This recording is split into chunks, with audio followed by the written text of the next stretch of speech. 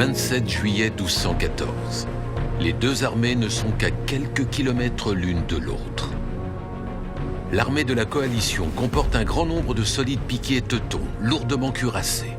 Othon IV peut également compter sur une cavalerie lourde, composée de nobles anglais et flamands, mais aussi de traîtres francs. De redoutables archers anglais et de coriaces mercenaires complètent les effectifs.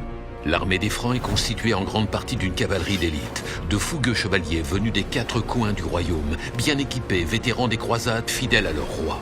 En infériorité numérique, Philippe s'est tourné vers les communes libres du royaume qui ont envoyé de nombreuses milices urbaines.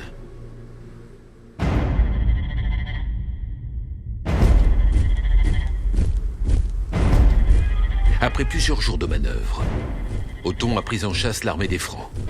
Confiant en sa stratégie, son objectif est de la rattraper et de la détruire. Tout à coup, l'armée de Philippe fait volte-face. Alors qu'il pensait anéantir une troupe en fuite, les Teutons trouvent devant eux une armée de chevaliers en ordre de bataille. Au centre, Philippe Auguste, l'ennemi absolu. C'est pour aujourd'hui, et c'est pour maintenant. Il est midi, la chaleur est écrasante. Quelqu'un crie « Mort aux Français !» La bataille commence. Au centre, le rouleau compresseur teuton, les terribles piquets lourds, avancent droit sur le roi des Francs. Ils ont pour mission de démolir les rangs français et de tuer le roi le plus rapidement possible. Les Francs peinent à contenir le mastodonte teuton.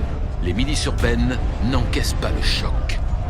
Sur le flanc gauche teuton, les nobles flamands se battent férocement au corps à corps lorsque soudain, par-delà le fracas des armes, retentit le son terrifiant des trompes de guerre. Le fer de lance de la chevalerie française charge furieusement le cœur des troupes ennemies. C'est le choc. La cavalerie lourde emporte tout. Désorganisés, les Flamands ne peuvent rien contre les chevaliers francs qui traversent leurs rangs de part en part, tournoient et les prennent à revers. Toute l'aile gauche teutonne ne tarde pas à s'effondrer. À l'ouest, l'inverse est sur le point de se produire. Les Francs sont à deux doigts de fléchir.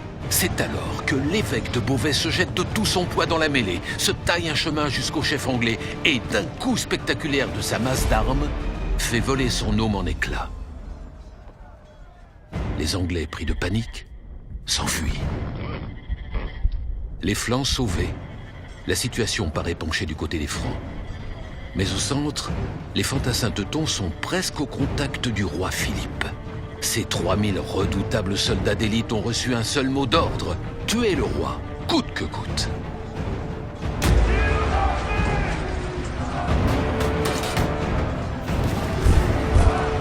Épuisés, décimés, les milices finissent par céder. Les Teutons enfoncent les rangs français. La garde du roi charge pour les ralentir. La situation est grave. Philippe, au cœur des combats, est rapidement entouré d'ennemis et est attaqué de toutes parts. Sa garde loin devant n'a pas conscience du danger. Soudain, une lance jaillit et frappe Philippe de plein fouet. L'armure du roi dévie le coup et lui sauve la vie, mais il ne peut pas retirer la lance. Les soldats teutons tirent de toute leur force. Déséquilibré, isolé, le roi des Francs est jeté au sol. Les teutons se précipitent, dagues et poignards sortis. Il faut tuer le roi. Philippe, sonné, tente de se relever, de se défendre. Ses chevaliers font rempart de leur corps et livrent un combat désespéré. Les Teutons sont partout et plus nombreux. On agite désespérément l'oriflamme pour appeler au secours. Le roi va mourir. La garde royale se taille un chemin jusqu'à lui, mais elle est encore loin. Donnant leur vie, les derniers chevaliers francs honorent leur serment. Mais les Teutons sont trop nombreux.